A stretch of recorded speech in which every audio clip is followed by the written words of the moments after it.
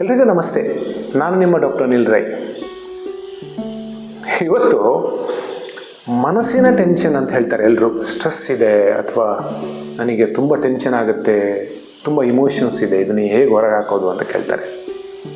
ಅತ್ಯಂತ ಇಂಪಾರ್ಟೆಂಟಾಗಿ, ಅತ್ಯಂತ ಸುಲಭವಾಗಿ ನಾವು ನಮ್ಮ ಕಷ್ಟಗಳನ್ನು, ದುಃಖಗಳನ್ನು ಅಥವಾ ನಮ್ಮ ಎಮೋಷನ್ಸನ್ನು ನಾವು ಹೊರಗೆ ಹಾಕಬೇಕು ಅಂತ ಹೇಳಿದರೆ, ಒಂದು ನಾವು ಅದನ್ನು ಬರೀಬೋದು ಎಲ್ಲರೊಂದು ಕಡೆ, ಅಥವಾ ಅದಕ್ಕಿಂತಲೂ ಸುಲಭವಾಗಿ ನಮ್ಮ ಒಳ್ಳೆಯ ಒಬ್ಬ ಸ್ನೇಹಿತನ ಜೊತೆಗೆ ಹೇಳ್ಕೊಳ್ಬೋದು. ಹಾಗಾಗಿ ಫ್ರೆಂಡ್ಶಿಪ್ಪು ಅಥವಾ ಒಬ್ಬ ಸ್ನೇಹಿತ, ಒಬ್ಬ ಒಳ್ಳೆಯ ವ್ಯಕ್ತಿ ನಮ್ಮ ಜೀವನದಲ್ಲಿರೋದು ಅತ್ಯಂತ ಮುಖ್ಯ. ತುಂಬ ಜನ ಫ್ರೆಂಡ್ಸ್ ಬೇಕಂತಿಲ್ಲ, ಒಬ್ಬರು ಇಬ್ಬರು ಒಳ್ಳೆಯವರಿದ್ದರೆ ಸಾಕು. ಈಗ ಎಲ್ರಿಗೂ ಒಂದು ಪ್ರಶ್ನೆ ಬಂದಿರುತ್ತೆ, ಒಳ್ಳೆಯವ್ರನ್ನ ಹುಡುಕೋದು ಇಲ್ಲಿಯಪ್ಪ ಅಂತ. ಅದಕ್ಕೊಂದು ಸಿಂಪಲ್ ಟಿಪ್ಸ್ ಹೇಳ್ತೀನಿ ಕೇಳಿ.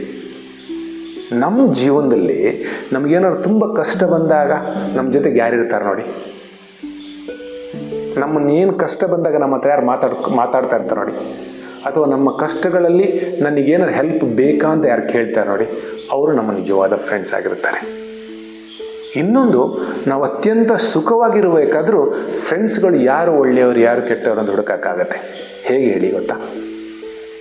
ನಾವು ಮಾಡುವ ಒಳ್ಳೆಯ ಕೆಲಸಗಳಿಗೆ ನಮ್ಮ ಜೊತೆಗೆ ಯಾರಿರ್ತಾರೆ ಅಂದರೆ, ನಾವೊಂದು ದಾನ ಮಾಡಲಿಕ್ಕೆ ಹೊರಡ್ತಾ ಇರ್ತೀವಿ, ಅಥವಾ ರಕ್ತದಾನ ಮಾಡಲಿಕ್ಕೆ ಹೊರಡ್ತಾ ಇರ್ತೀವಿ, ಅಥವಾ ಯಾವುದಾದ್ರು ಒಳ್ಳೆಯ ಕೆಲಸಗಳನ್ನು ಮಾಡಲಿಕ್ಕೆ ಹೋಗ್ತಾ ಇರ್ತೀವಿ, ಅಥವಾ ನಾವು ಯಾವುದೋ ಬಿಸ್ನೆಸ್ ಆರಂಭ ಮಾಡಲಿಕ್ಕೆ ಹೊರಟಿರ್ತೀವಿ, ಅದರಲ್ಲಿ ಏನೋ ತೊಂದರೆಗಳಿದೆ ಅಂತ ಅನಿಸುತ್ತಾ ಇರುತ್ತೆ ಎಲ್ರಿಗೂ.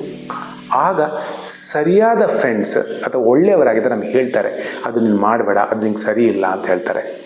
ಅಥವಾ ನೀವು ಮಾಡುವ ಪ್ರತಿಯೊಂದು ಒಳ್ಳೆಯ ಕೆಲಸಗಳು ಇರ್ಬೋದು, ದಾನ ಮಾಡಲಿಕ್ಕೆ ಹೊರಟಿದ್ರಾ, ಶ್ರಮದಾನ ಮಾಡಲಿಕ್ಕೆ ಹೊರಟಿದ್ರಾ, ಬೇರೆಯವ್ರಿಗೆ ಹೆಲ್ಪ್ ಮಾಡಲಿಕ್ಕೆ ಹೊರಟಿದ್ರಾ, ಆಗ ನಿಮ್ಮ ಜೊತೆಗಿರ್ತಾರೆ ಅವರು. ನೀವು ಮಾಡುವ ಪ್ರತಿಯೊಂದು ಒಳ್ಳೆಯ ಕೆಲಸಗಳಲ್ಲಿ ನಿಮ್ಮನ್ನು ಬೆನ್ನು ತಡ್ತಾರೆ, ನಿಮ್ಗೆ ಸಪೋರ್ಟ್ ಮಾಡ್ತಾರೆ. ನೀವು ಮಾಡುವ ಪ್ರತಿಯೊಂದು ಕೆಟ್ಟ ಕೆಲಸದಲ್ಲೂ ಬೇಡ ಅಂತ ಹೇಳ್ತಾರೆ ಅವರು. ಆದರೆ ಕೆಲವರು ಇರ್ತಾರೆ, ಅವರೇನು ಬರೀ ಕುಡಿಯೋಕ್ಕೆ ನಿಮ್ಮ ಜೊತೆಗಿರ್ತಾರೆ, ಸಿಗರೇಟ್ ಇಲ್ಲಕ್ಕೆ ನಿಮ್ಮ ಜೊತೆಗಿರ್ತಾರೆ, ಬೇರೆ ಏನೇನೋ ಪಾರ್ಟಿ ಮಾಡೋಕ್ಕಿರ್ತಾರೆ. ಬಟ್ ನಿಮಗೆ ತೊಂದರೆ ಆದಾಗ ಅವ್ರು ನಿಮ್ಮ ಹತ್ರ ಇರೋದಿಲ್ಲ. ಹಾಗಾಗಿ ಈಗಾಗಲೇ ನಿಮಗೆ ಗೊತ್ತಾಗಿರ್ಬೋದು ಯಾರು ಒಳ್ಳೆಯ ಫ್ರೆಂಡ್ಸ್, ಯಾರು ಕೆಟ್ಟ ಫ್ರೆಂಡ್ಸು ಅಂತ.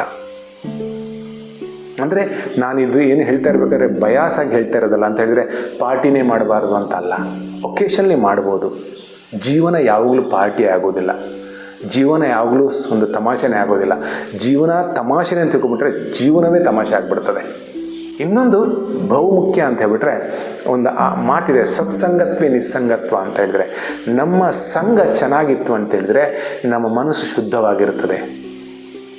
ಒಂದು ಮಾತಿತ್ತು ಮೊದಲು ಹೇಳ್ತಾ ಇದ್ರು, ಅಂದರೆ ಒಬ್ಬ ವ್ಯಕ್ತಿಯನ್ನು ಅವನು ಹೇಗೆ ಅಂತ ತಿಳ್ಕೊಳ್ಬೇಕಾದ್ರೆ ಅವನ ಫ್ರೆಂಡ್ಸ್ಗಳು ಯಾರು ಅಂತ ಬೇಕಂತೆ. ಅವನ ಫ್ರೆಂಡ್ಸ್ಗಳು ಒಳ್ಳೆಯವರಾಗಿದ್ದರೆ ಅವನು ಒಳ್ಳೆಯವನಾಗಿರ್ತಾನಂತೆ. ಇದರಿಂದ ನಮಗೊಂದು ಗೊತ್ತಾಗುತ್ತೆ, ಅಂದರೆ ಬೇರೆಯವರ ಒಡನಾಟ, ಬೇರೆಯವರು ನಮ್ಮ ಜೊತೆಗೆ ಇರ್ತಾರೆ ಅಂತ ಹೇಳಿದ್ರೆ ಅವರ ಇನ್ಫ್ಲುಯೆನ್ಸ್, ಅವರ ಥಾಟ್ಸ್, ಅವರ ನಡೆನುಡಿಗಳು ನಮ್ಮ ಮೇಲೆ ಎಷ್ಟು ದೊಡ್ಡ ಇನ್ಫ್ಲುಯೆನ್ಸ್ ಮಾಡುತ್ತೆ ಅಂತ. ಹಾಗಾಗಿ ನಾವು ಎಚ್ಚರವಾಗಿರಬೇಕು, ನಾವು ಚೆನ್ನಾಗಿರಬೇಕು, ಚೆನ್ನಾಗಿ ನಡಿಬೇಕು, ನಮ್ಮ ಇಮೋಷನ್ಸನ್ನು ಕಮ್ಮಿ ಮಾಡಬೇಕು, ನಮ್ಮ ಇಮೋಷನ್ಸನ್ನು ಒಬ್ಬರ ಶೇರ್ ಮಾಡಬೇಕು ಅಂತಿದ್ರೆ ಒಳ್ಳೆಯ ಫ್ರೆಂಡ್ಸ್ ಬೇಕು. ಹಾಗಾಗಿ ನಾವು ಶೇರ್ ಮಾಡಬೇಕಾದ್ರೆ, ನಮ್ಮ ಕಷ್ಟಗಳನ್ನು ಯಾರ ಹತ್ರ ಹೇಳ್ಕೊಳ್ಬೇಕಾದ್ರೂ ತುಂಬ ಕೇರ್ಫುಲ್ ಇರಬೇಕು. ಎಲ್ಲರ ಹತ್ರ ಎಲ್ಲ ಬೇಕಾಬಿಟ್ಟು ನಮ್ಗೆ ಸಿಕ್ದ ಅಂತ ಹೇಳಕ್ಕೆ ಹೋಗಬಾರ್ದು. ಯಾರಿಗೆ ಸರಿಯಾಗಿ ನಮ್ಮನ್ನು ಅರ್ಥ ಮಾಡ್ಕೊಳ್ತಾರೆ, ಯಾರು ನಮ್ಮ ಶ್ರೇಯಸ್ಸಿಗೆ, ನಮ್ಮ ಒಳಿತೆಗಾಗಿರ್ತಾರೆ, ಅವ್ರಿಗೆ ಮಾತ್ರ ನಾವು ಶೇರ್ ಮಾಡಬೇಕು. ನಮ್ಮ ಕಷ್ಟಗಳನ್ನು ಹೇಳ್ಕೊಳ್ಬೇಕು, ಎಲ್ಲರ ಹತ್ರ ಹೇಳ್ಕೊಳ್ಬಾರ್ದು.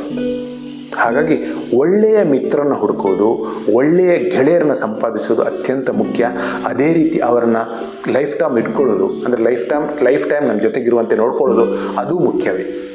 ಹಾಗಾಗಿ ನಮ್ಮ ಜೀವನದಲ್ಲಿ ಮಾನಸಿಕ ಆರೋಗ್ಯ ಸರಿಯಾಗಿರಬೇಕು ಅಂತಿದ್ರೆ, ನಮ್ಮ ಇಮೋಷನ್ಸನ್ನು ನಾವು ಹ್ಯಾಂಡಲ್ ಮಾಡಬೇಕಂತಿದ್ರೆ, ನಾವು ನಮ್ಮ ಇಮೋಷನ್ಸನ್ನು ಹೊರಗೆ ಹಾಕಲೇಬೇಕು.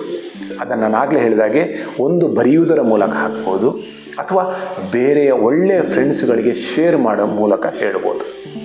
ಆದರೆ ತುಂಬ ಕೇರ್ಫುಲ್. ನಾನು ಆಗಲೇ ಹೇಳಿದಾಗೆ, ಶೇರ್ ಮಾಡುವಾಗ ಹೇಳುವಾಗಲೂ ಒಳ್ಳೆಯ ಫ್ರೆಂಡ್ಸೇ ಆಗಿರಬೇಕು. ಒಳ್ಳೆಯ ಫ್ರೆಂಡ್ಸನ್ನು ಹೇಗೆ ಹುಡುಕುವುದು ಅಂತ ನಾನು ಆಲ್ರೆಡಿ ಹೇಳಿದ್ದೇನೆ. ಇವೆಲ್ಲವೂ ಅತ್ಯಂತ ಮುಖ್ಯ ನಮ್ಮ ಜೀವನದಲ್ಲಿ. ಇದನ್ನು ಯಾವುದನ್ನು ನಾವು ನೆಗ್ಲೆಕ್ಟ್ ಮಾಡುವಾಗಿಲ್ಲ. ಎಲ್ರಿಗೂ ನಮಸ್ಕಾರ.